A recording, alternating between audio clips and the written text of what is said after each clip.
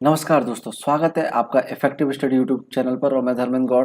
आज हम आपके लिए लेकर आए हैं लोकसभा, राज्यसभा, विधानसभा और विधान परिषद में क्या अंतर है, ये बिल्कुल सरल भाषा में हम समझेंगे। तो सबसे पहले ये समझ लेते हैं ये कहाँ होती हैं ये और कितनी होती हैं, ये हमको समझना बहुत जरूरी है। सबसे पहले ये समझें कि लोकसभा और राज्यसभा ये जो दोनों होती हैं वो देश का प्रतिनिधित्व करती हैं, यानी कि ये देश की सरकार चलती है यहाँ से, यानी कि केंद्र सरकार लोकसभा और राज्यसभा से चलती है। तो ये दोनों ही जो है वो पूरे देश में केवल एक होती है, एक ही लोकसभा होती है और एक ही राज्यसभा होती है। जबकि विधानसभा ये राज्यों में होती है, यानी कि हर राज्य की अपनी एक विधानसभा होती है। किसी भी राज्य का नाम ले सोचें मन में, उसमें एक विधानसभा होगी, केवल केंद्र शासित प्रदेशों को छोड़कर वहां पर राज्यपाल शासन करता है। जबकि विधान परिषद की हम बात करें तो वो जो है केवल देश में केवल 6 राज्यों में ही विधान परिषद है, जिनके नाम है बिहार, महाराष्ट्र, कर्नाटक, आंध्र प्रदेश, तेलंगाना और उत्तर प्रदेश। तो केवल इन 6 राज्यों में ही विधान परिषद इस समय है। अब देखिए इनके मेंबर्स क्या कहलाते हैं। लोकसभा का जो है लोकसभा सदस्य का चुनाव आम जनता द्वारा होता है। इसके जो सदस्य होते हैं वो एक संसदीय क्षेत्र से चुनकर आते हैं, तो इसलिए इनको लोकसभा सांसद कहते हैं या इनको एमपी भी कहा जाता है, यानी कि मेंबर ऑफ पार्लियामेंट। जबकि राज्यसभा के जो सदस्य होते हैं इनका अप्रत्यक्ष चुनाव होता है, ये प्रत्यक्ष जनता द्वारा चुनकर नहीं आते हैं, इनको राज्यसभा सांसद कहते हैं। साथ ही इनको भी एमपी कहा जाता है, इनकी मेंबर ऑफ पार्लियामेंट। इनके पार्लियामेंट में लोकसभा और राज्यसभा दोनों ही शामिल हो जाते हैं। तो कोई लोकसभा का सांसद है या राज्यसभा का सांसद है तो उसके लिए नाम के आगे स्पष्ट लगाना पड़ता है कि भाई ये लोकसभा एमपी है या राज्यसभा एमपी है। जबकि विधानसभा जो कि राज्य में होती है तो इसके सदस्यों को विधायक कहते हैं। इसका भी चुनाव आम जनता द्वारा होता है और इसके सदस्यों को हम एमएलए कहते हैं, यानी कि फुल फॉर्म है मेंबर ऑफ लेजिस्लेटिव असेंबली। जबकि विधान परिषद इसके सदस्यों को हम एमएलसी कहते हैं, यानी कि member of legislative council. Vidhan Parishad के जो सदस्य होते हैं उनका चुनाव भी अप्रत्यक्ष चुनाव होता है, वो आम जनता द्वारा नहीं चुने जाते हैं। तो फिर कैसे चुने जाते हैं ये चीज हमको समझनी है कि लोकसभा की जैसे हम बात करें तो देश की जनता, आम जनता द्वारा इनको चुना जाता है। एक लोकसभा क्षेत्र से एक सांसद चुनकर आता है जिसको हम लोकसभा एमपी कहते हैं। तो चूंकि आम जनता द्वारा चुना जा रहा है इसलिए इसको निम्न सदन या हाउस ऑफ पीपल कहा जाता है या लोअर हाउस कहा जाता है। जबकि राज्यसभा को जो है वो अपर हाउस कहा जाता है, यानी कि काउंसिल ऑफ स्टेट्स इसको कहा जाता है। इसके जो सदस्य होते हैं वो एमएलए द्वारा चुने जाते हैं, यानी कि एमएलए कौन, जो विधानसभा में विधायक होते हैं राज्यों के।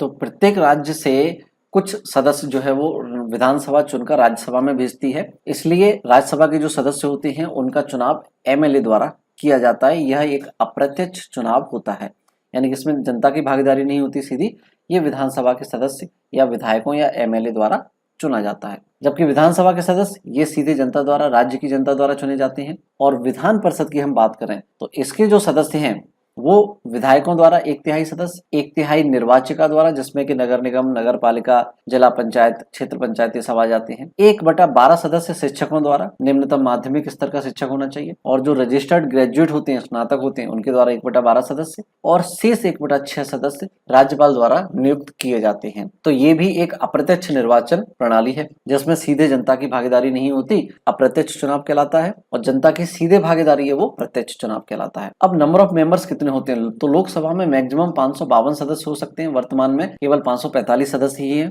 जबकि राज्यसभा में कुल 250 सदस्य होते हैं, जिसमें से 12 सदस्य राष्ट्रपति द्वारा चुने जाते हैं। जबकि विधानसभा की हम बात करें तो विधानसभा की जो सदस्य संख्या होती है वो उस राज्य की तहसील या विधानसभा क्षेत्रों पर निर्भर करती है कि कितने वहां पर विधानसभा क्षेत्र हैं, तो उतने ही वहां से विधायक या एमएलए चुनकर आएंगे। जबकि विधान परिषद की बात करें, केवल 6 राज्यों में विधान परिषद है। तो जैसे यूपी की बात करें तो वहां अधिकतम 100 सीटें हैं। इस प्रकार से जो संख्या सामने लिखी गई है तो अधिकतम संख्या ये होती है। इसके लिए एक नियम ये है कि किसी भी राज्य की विधान परिषद में जो अधिकतम सदस्य संख्या होगी वो विधानसभा के सदस्यों का 1/3 होगी या न्यूनतम 40 होगी। 40 से कम नहीं हो सकती, या 1/3 होगी या 40 से अधिक होगी विधान परिषद की सदस्य संख्या। फॉर एग्जाम्पल हम देखें कि अगर विधानसभा में 120 सीटें हैं तो इसका 1/3 अगर आप ज्ञात करेंगे तो 40 प्राप्त होगा, यानी कि 1/3 होगा या न्यूनतम 40 होगा, इससे ज्यादा होगा। अब इनका कार्यकाल कितना होता है, तो लोकसभा के जो सदस्य होते हैं उनका कार्यकाल 5 वर्ष होता है। और लोकसभा जो होता है वो एक